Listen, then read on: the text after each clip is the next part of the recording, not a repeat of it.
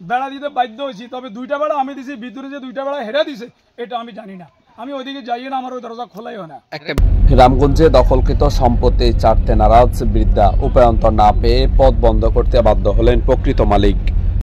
লক্ষ্মীপুরের রামগঞ্জে বারবার সালিশি বৈঠক অমান্য করে দখলকৃত সম্পত্তিতে জোরপূর্বক বসবাস করার অভিযোগ উঠেছে বাটরা ইউনিয়নের গুস্তারপাড় পাটোয়ারি বাড়ির আবুল কালাম তমিজ সহ তার ছেলেদের বিরুদ্ধে।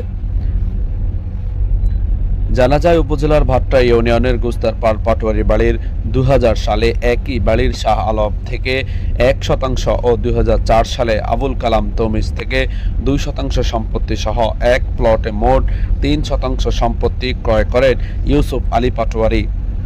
এরই মধ্যে ওই 3% সম্পত্তি জোরপূর্বক দখল করে বসতঘর নির্মাণ করেছেন সম্পত্তি বিক্রেতা আবুল কালাম তমিজি পাটোয়ারি।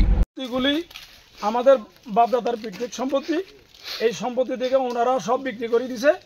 অধিকাংশ সম্পত্তি আমার খরিদার এবং আমি ওয়ারিশ সূত্রের মালিকটাও সম্পূর্ণরূপে ওনার ভিতরে।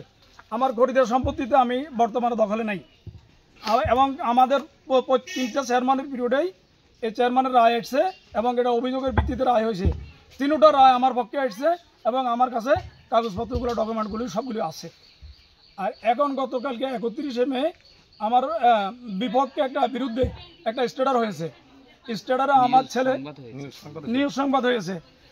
সংবাদের মাধ্যমে আমার ছেলে রায়হানুল ইসলামকে একটা মিথ্যা অভিযোগ করেছে।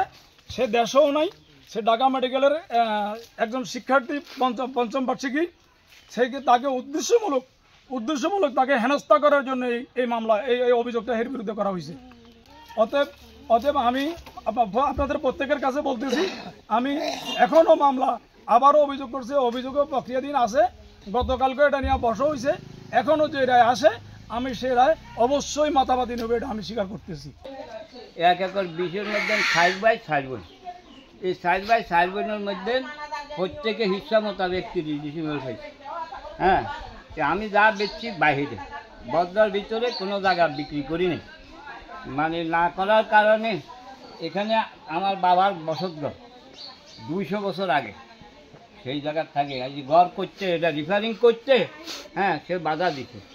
মানে বাধা যেন ঘরে দিয়া হেই আমার ছোট ভাই কিনা, সে বাধা জানার পরে বোর্ড অফিসে যাই কেস বাড়িয়া দিছে। ওখান থেকে 80,000 কেস দিছে, মীমাংসা করে দিছে।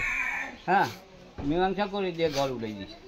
হ্যাঁ, তার শ্বশুর বেড়ে ঘর উড়াই দেওয়ার পরে মানে আর কোনো জনার নাই। 2019 সালে আবার কেস করছে। কেসের নকলটা আনতাম। হ্যাঁ, 2019 সালে আবার কেস করছে। কেস করে 2022-এ 3/2-তে এটা খারিজ করে দিয়েছে। এবং আগের রায়গুলো আমার কাছে আছে, এখন ঘটনা আমি মানে নেব। আচ্ছা, বেড়া দিছে কে? বেড়া দিছি আমার জায়গাগুলি, এগুলা সম্পূর্ণ জায়গাটা আমার। এই যত রকমের সালিশি সুপারিশ করে আছে কাউকে মানে না। থানার ওসি সাহেব চেষ্টা করছে, তাও মানে না, সে আর যায় না। কাগজপত্র চাইলে সে আর যায় না, সে আর যায় না। চেয়ারম্যান সাহেবেরও একই অবস্থা হয়েছে, যেখান থেকে চাই উনি আর যায় না, কারোরে মানি না, কারোরে ইয়ে করি না। তখন আমি বেড়া দিতে বাধ্য হয়েছি, তবে 2টা বেড়া আমি দিছি, ভিতরে যে 2টা বেড়া হেরে দিছে এটা আমি জানি না।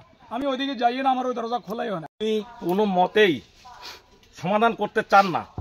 এটা সমাধানের একটা পথ যে উনি সমাধান, আমরা বারে বারে থানার দুয়ারে যায়, দ্বার প্রান্তে যায়, ওনাকে থানাতে যাইলেও বললে ডাকলেও উনি থানার মধ্যে যায় না। আজকে 3টা বছর এই ঘোরাঘুরি করতেছি।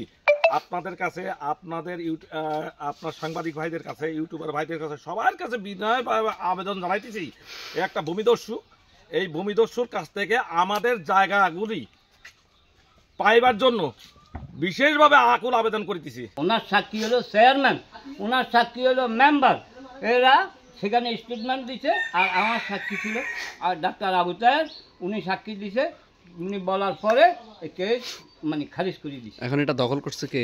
এখন এই দখলে আছে এই আজের দুরাইব, কাজের দুরাইব। কালকা সে এক দলিল, যে দলিল করছে, আমি যাত্রাকে লইছি তিনি অন্য জায়গায়, ও হে বসত করে সেখানে। হ্যাঁ, শাহ আলম ভান্ডারী সেখানে বসত করে। সেই বসতে আমাদের এক বদলে শাহ আলম ভান্ডারী বদলাদি দিছে।